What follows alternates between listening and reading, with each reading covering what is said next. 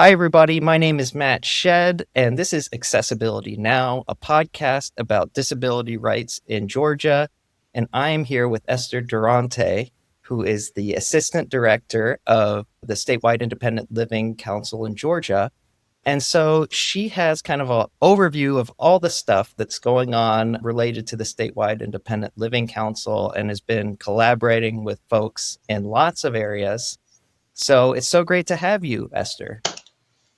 Thank you. It's good to be here. Awesome. Well, why don't you just kind of give us an overview since you've got you've kind of got a lot of irons in the fire right now on what's going on across this, the collaborations you're doing across the organizations with the Statewide Independent Living Council. Of course. Wow. It's kind of hard to say exactly everything, but I Sure. can say what I have been doing is noticing where we needed to build bridges. And there were quite a few gaps and needing to understand one another and out one another's role more. So with the SEALs, I've been collaborating like with Life, with the Coastal Alliance correlation, understanding that part of emergency preparedness. And it has been truly a pleasure to see exactly what they've been doing, how they have been like during the storm and after Hurricane Helene, how they rallied together and began to build better partnerships. And that was great, like to be invited to have a seat at that table. They just explained to me how they began to work together, and during an emergency they noticed like this is what was happening. Initially they didn't have enough support, and after Hurricane Helene what they did was they began to build bridges and rally together, like with FODAC, and how FODAC helped them during the storm and during like the ice storm that happened in certain areas. How they help them with machinery, breathing machines, and Neil Ligon, Mhm. how they build bridges between South Carolina since they're on the coast and they're very close together, and with the emergency response coordinator of a South Carolina SEAL. His name is Edward Glover, and they came together and they began to build more bridges, partnered up with more key stakeholders to bridge these gaps and really understand what all goes under emergency preparedness.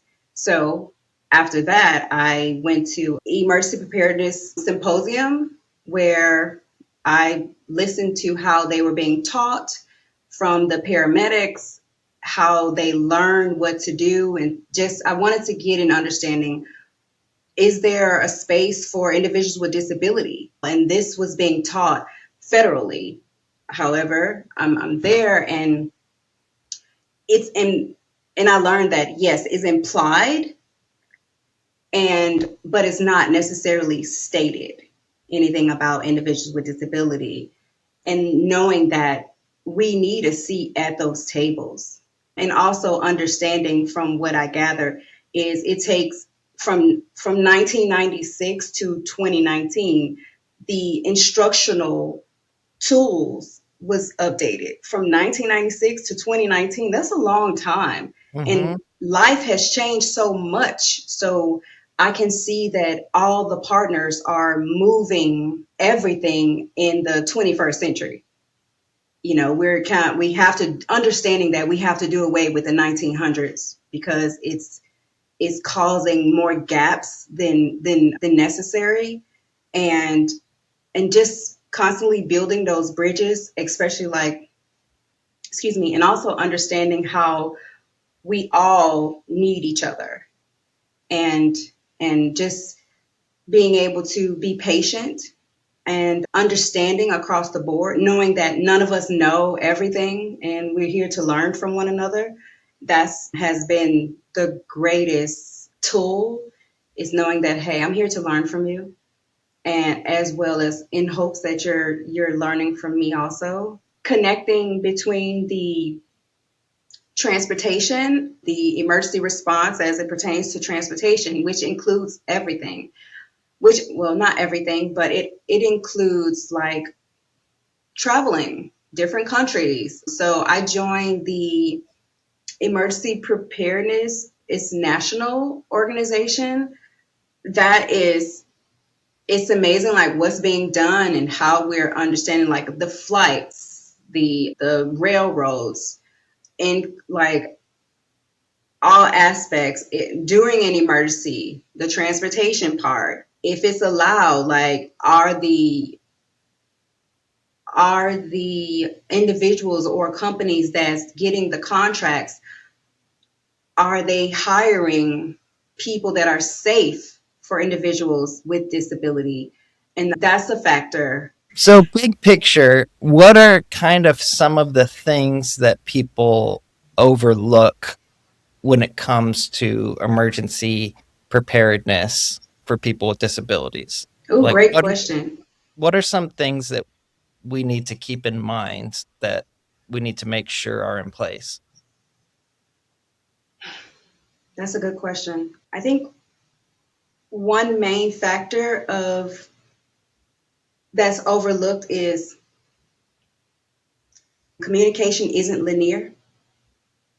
And although sometimes there's an emergency of whatever the emergency looks like, understanding that my level of like what's going on could be different.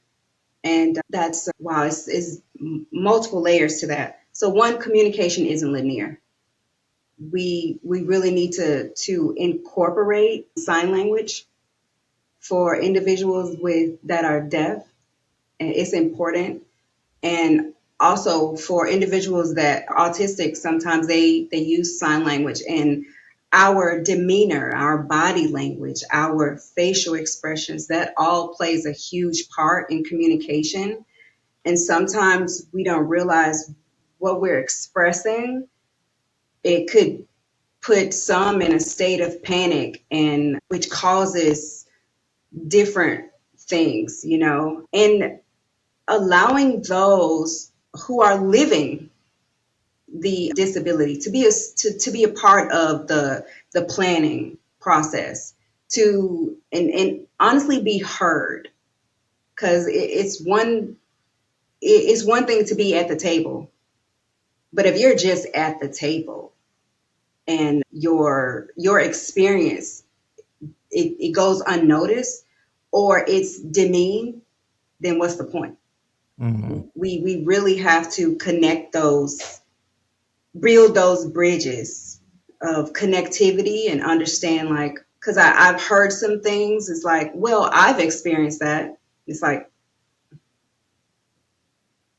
every experience is different, and every person that we all are different. We're similar, but we're different. And those differences and similarities need a seat at the table to build true bridges and have real partnerships in a way that we've never had before. And I can see it happening, but it has to, there's some parts that need to be better. Yeah. Yeah, that's great. And so, like, when there's a big, like, we had our big storm, Mm-hmm. all across the East Coast recently, and there's snow further up north. We thought there was going to be major power outages, but that didn't end up being the case. I think some people lost power. But, like, when you're preparing for something like that, or in the event that when it inevitably does hit Mm-hmm. in our area, like, what are some things that you think we're not prepared for? So we forget about the food insecurity, and we also forget about everything else that's happening that could halt a person's ability to think outside of what they need, including the caregiver, like really give into a fact, if a person is, let's say, a wheelchair user, and there's going to be a major ice storm, the news is playing it over and over, which is understandable, but there's a barrier sometimes where the caregiver may not be able to stay all night. What will happen? And those are, there's no straight and narrow answer to that question. So that's something I will have to really think about. But there are key factors. And I literally just had this question. We were talking about this in another group. Mm. Is sometimes because of what we've been doing, we've been putting out fires everywhere, as well as trying to defend who we are as individuals, that there's no time to just be prepared for anything, so that's one for the books that I got to think about. So we've been talking mainly about emergency preparedness up to this point. Mhm. Are there other areas that you've been digging into in terms of collaboration or just generally in your work that you want to talk about? Honestly, with everything that we've been doing and building real partnerships, we've been building partnerships where we actually hear one another and we bring our triggers along with us. That means some of the conversations aren't easy because we are right now there's things that's being told to us, like in certain states where people are there are bills that's being passed so people can be institutionalized, and funding being taken away for like Medicaid and SNAP and housing. So there are a lot of fires and levels of understanding that people with disabilities shouldn't be institutionalized. They should be able to live in the community where they are. Should be able to work without having to prove that they're capable. Their work should speak for itself. So that's a lot of mending that we've been doing on the federal, state, and local levels. Um, is seeing ourselves in everyone, but speaking clearly of who we are without limitations. That's essentially what I've been working on, saying clearly who I am, period, and removing the idea that I need to fight for space in a place where I was born freely. And that's where we are federally, and as well as statewide. We're no longer begging for approval to be heard. We're speaking out, and it's a great feeling. Yeah, absolutely. And that's an important reminder because it all kind of starts with those personal, before we advocate, we need to kind of be assured in ourselves of that internal dignity that we inherently have.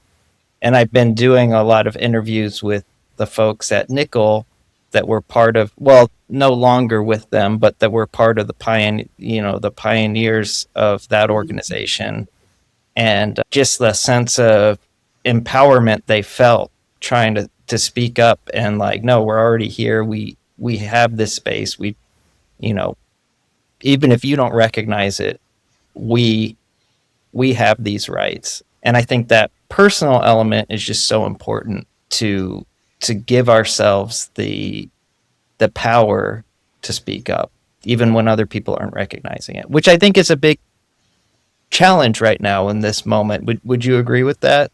Yes, absolutely. It's hard because I would think that no one should have to prove that they're worthy of freely living.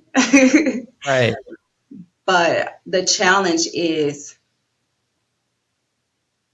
the person that I'm speaking to, do they have the thoughts that are circulating around.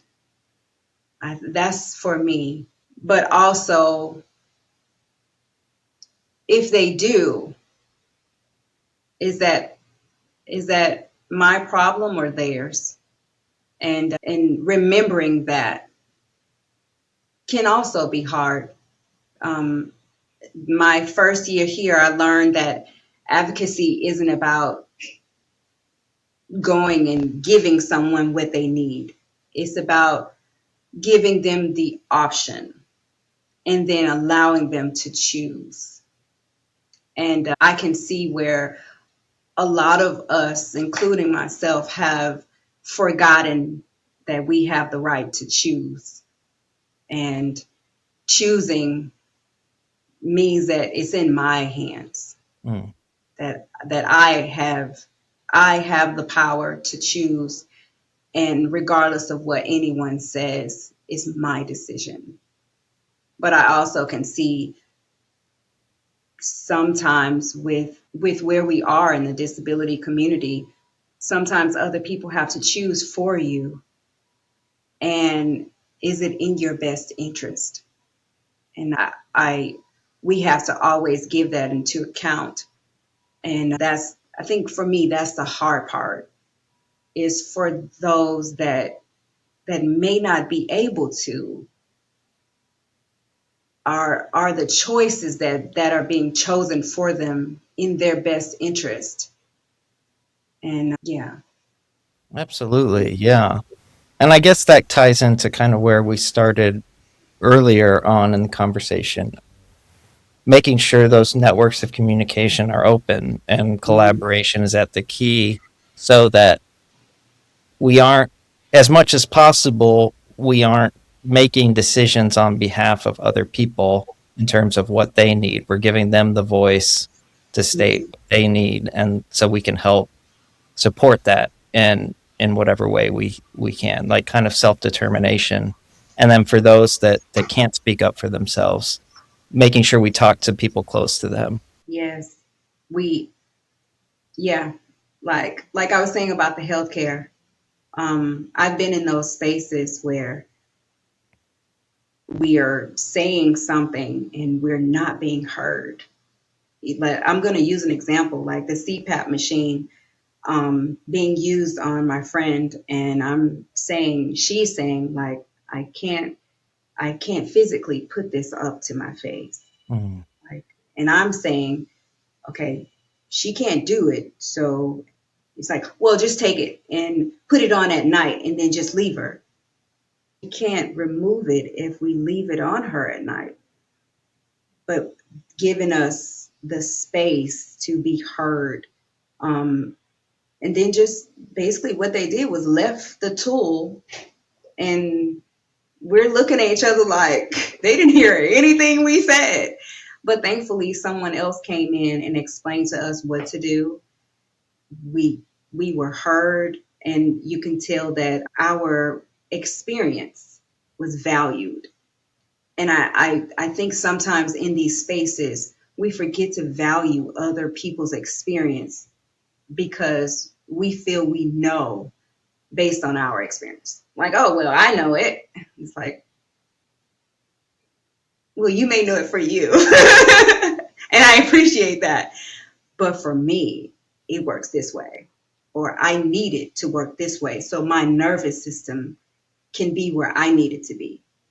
And sometimes we forget those things. And we make it more about us and not about the people we serve. And I'm learning in these spaces that it's coming together. It's coming together. I hear it. The symposium that I went to, the thing, I can't remember his name, but he did tell me not to use his name if I bring him up anyway.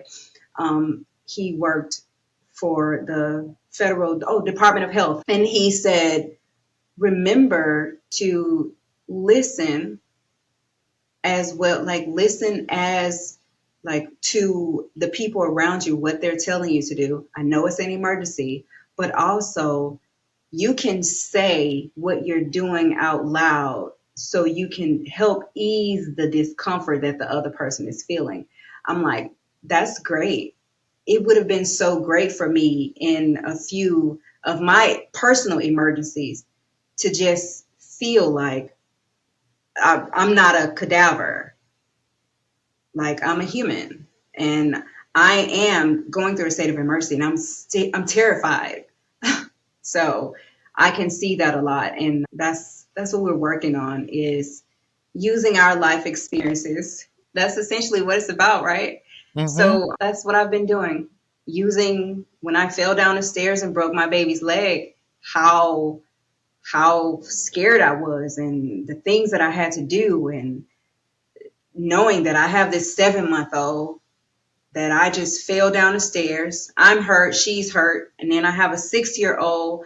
My husband just went out of town, so I have Mm. these like it, using those experiences to help others, because fear is fear.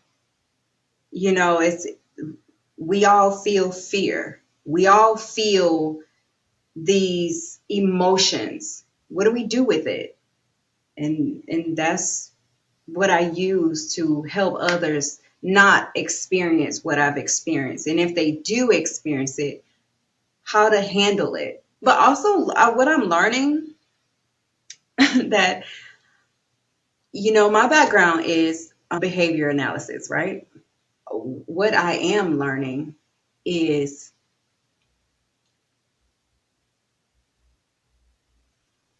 when I first came here, I didn't want to speak from my heart. I felt like even in education, I would do what I thought I was supposed to. But when I started speaking from my heart and speaking from a place of genuine love, like the love of self, I became more open to what other people had to say. I became freer, and I realized that why wouldn't I speak from my heart out of fear of what other people are going to say? This is why I'm here. I love what I do because I do it from the heart. And initially, I felt like I was essentially a pushover. I would let whoever say whatever, and I wouldn't say anything. But once I started speaking from the heart, then I saw that there are boundaries that need to be put in place. And I can honestly do what I do with true collaboration, with openness, with awareness, a level of awareness that I've never had before.